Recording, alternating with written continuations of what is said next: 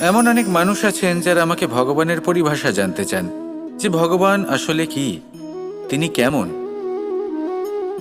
এবার দেখুন, ভগবান হোক বা আপনার স্বপ্ন হোক বা আপনার লক্ষ্য হোক না কেন, সেই লক্ষ্য তখনই পূর্ণ হয়, তখনই তাকে লাভ করা সম্ভব যখন আপনার দৃষ্টিভঙ্গি মঙ্গলময় হয়, যখন আপনি নিজে মনে করবেন যে আমি যেটা পেতে চাইছি তা শুভ।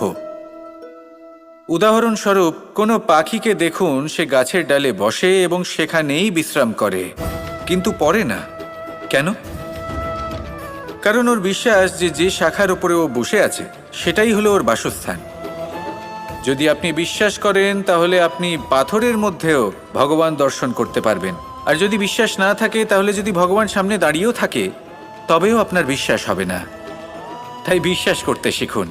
এই বিশ্বাসের আধারেই আপনি সেই সব কিছু পাবেন